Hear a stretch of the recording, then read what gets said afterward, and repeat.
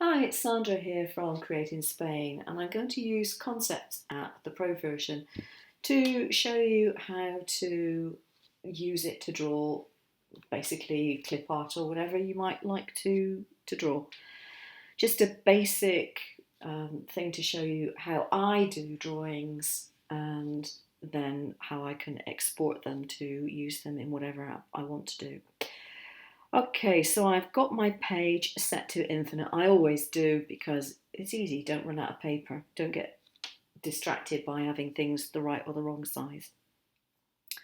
And on the top at the left, I've got 5 of my most frequently used tools. I've got the selection tool, I've got a fixed width pen tool, I have a filled tool, and I have the airbrush and the eraser. And I've got my lines set to 0.59 at the moment, and I've got it set to 100% opacity and 38% wiggle factor. I call it the wiggle factor. It's just automatic smoothing of lines, and you can set it as high or as low as you want. And I've just got it set at 38% at the moment. So I'm just going to draw. I have my bamboo stylus attached at the moment. There we go, and you can see it straightened it out a little bit. And if I tap it and hold it, it selects it, and I can then increase the smoothing if I want, like so. I could change the colour, I could change the line width or anything else once it's selected. And you can select any line that you draw in this program and tap it, hold it, select it and change anything you like about it at any time whatsoever. It doesn't matter if you finish your drawing, you can still do that, okay? So I now want to do some other bits, and I'm going to give her a little mouth, and I'm going to give her some eyes. And I'm thinking to myself, well, actually, I want those eyes to be filled in. So I'm going to take the selection tool. I'm going to see if it'll select this for me. It says nothing found. Okay. Right, now it's selected. And I'm going to go to my, where are we? My filled stroke and have them in filled stroke instead. There we go. I'm going to go back to my line tool, and I'm going to pinch this down a little bit just to give me a bit more room. It's like a lot of other things. If you pinch, things get smaller. If you do a reverse pinch, you can make things get bigger. And now I'm going to draw some hair. So give her some nice curly hair, I think. Yeah, there we go. And here we are. Okay, so she has some hair. Now you notice now that I've got lines for the face that would normally be covered by the hair. So what I'm going to do is make this a lot bigger, tap on my eraser tool, and take my eraser and remove the lines that I don't want. Now the eraser tool is not quite like erasers on some other programs. This actually acts as another pen stroke basically. Your erased lines are still there, they just don't appear. Okay, so I can take those lines out. There we go. Now if I was going to do this properly, I would probably take a bit more time over it, but that is the basic idea. And now I want to colour things in. So I'm going to go to my airbrush, and I'm going to do her hair first, I think. So yellow is fine, I'm not bothered. Yeah, that will do. I can alter the width of this, the opacity of it. I can alter anything I like about this. Okay. Now I did that all in one stroke. Now if I tap it and hold it, there we go. You can see that it thinks that is one stroke. Obviously I must have taken my pen off at some point. I can even alter or remove all my airbrush strokes, not just the simple pen strokes that you do, okay? They are all individually editable, which is quite unusual, I have to say. I'm going to change the colour, go for something else. Okay, the orange. I think the orange will do. There we go. And put some other colour in here. There we go. And around there it would be darker. And around there it would be darker. But I think I want to go back to the yellow and put a bit more yellow just there. There we go. Now you notice I haven't done this very tidily and there's lots of paint where there shouldn't be. So what you would actually do is go to your eraser and take out the bits that you don't want. So you would do that. Okay, now I'm not going to spend the time to do the entire lot because you would die of boredom with the length of the video, but that is the idea. So what I'm going to do for the moment, I'm going to concentrate on tidying up the bit on the inside of the hairline. That's the bit I'm going to concentrate on. Now you notice I can quite deliberately go over the black line and it won't erase it because it works on the layer that you're actually working on. Okay, so I just clicked my button to undo that, and because I did it all in one continuous stroke, it undid everything.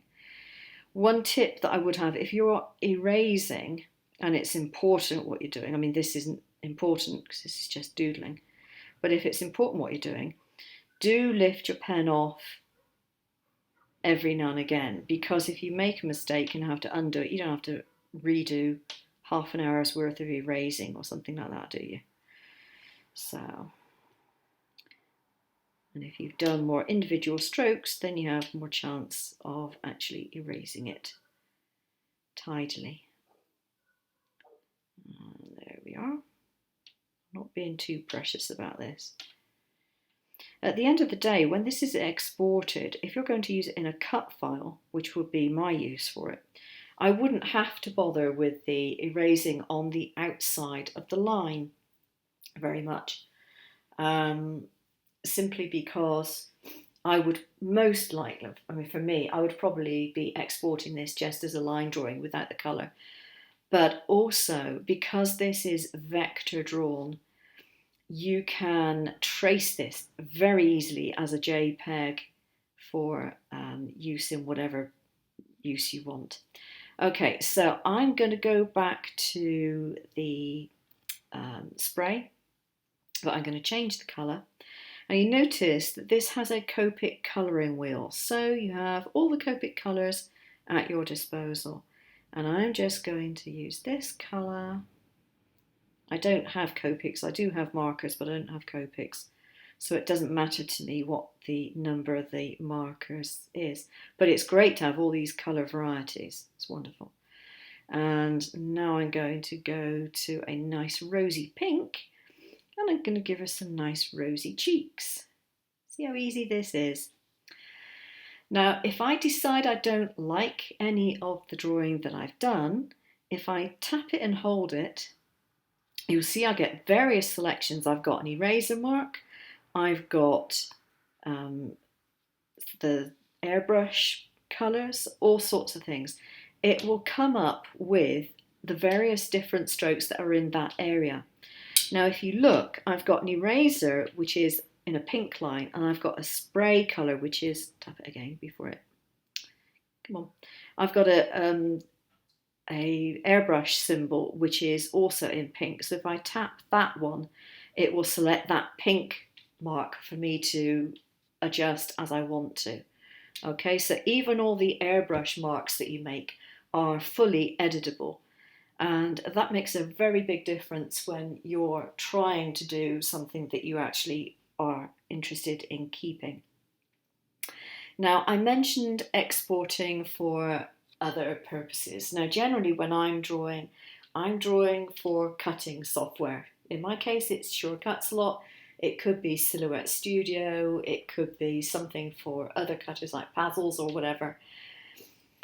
This program will export in a lot of different modes. You can, if you've got the Pro version, you can export in DXF, SVG, Concept's own format, JPEGs, PNGs, and I think there's a couple others. Now, if I exported this as an SVG, all this colouring that I've done would look like a load of scribbles because this is vector based. This is not, although you see it as an image as such, the actual software says this is vector, so all this colouring is going to come out as thin line scribbles. So what you would want to do is export it either as a JPEG or as PNG and then trace it in your Cutter software. Now you can add the image to that if you wish, or you can do it without the image, or you can go to the layers, for example, and you can see I've got two layers here. I've got airbrush and I've got pen. So I could, for example, just export the pen layer. I don't have to export all the layers. I could just export the pen layer if that's what I wanted to do. So you could also, if you wanted to, export the airbrush as a separate layer and add it in later on, or just keep it if you wanted to. But because this is vector based, it's very easy for the software to actually trace it. Because these black lines don't vary in intensity, they don't vary in the width unless you give them different widths, as it were. So they're very, very easy to trace for cutting software. So that's how I use it. And then what I would do is go to the export, and then all the various export options come up, okay?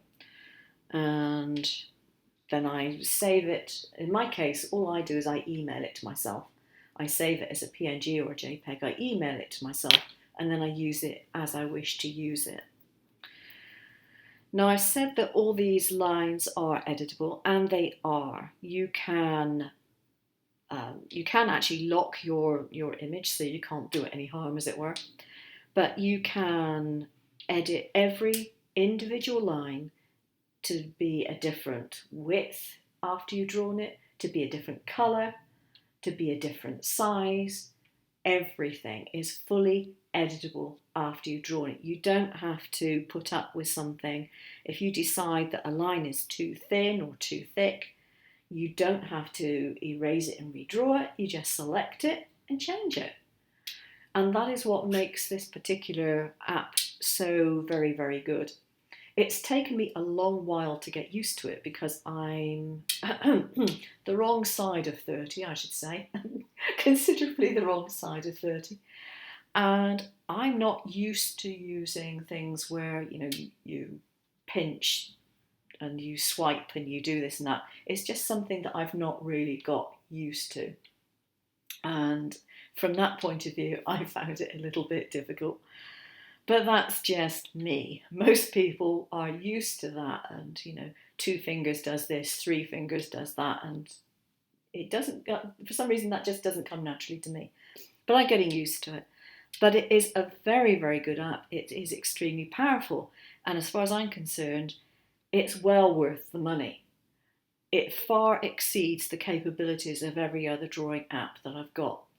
Having said that, it is not what I class as a painting app. If you want one for creating things that look like certain brush strokes, tongue out the knot, it only has the airbrush and things like the fountain pen and so on. It doesn't have brushes per se.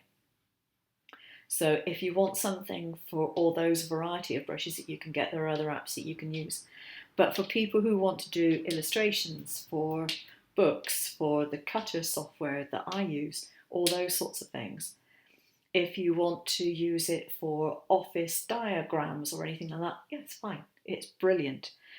It has so many different functions, it would be impossible for me to cover them all just in one video. But I hope this one has given you a rough idea of how to actually go about using it at all. And so, yeah, from my point of view, it's great. I hope you want to give it a go. And if you do, I don't think you'll regret it. Thanks for watching. Take care. Bye-bye.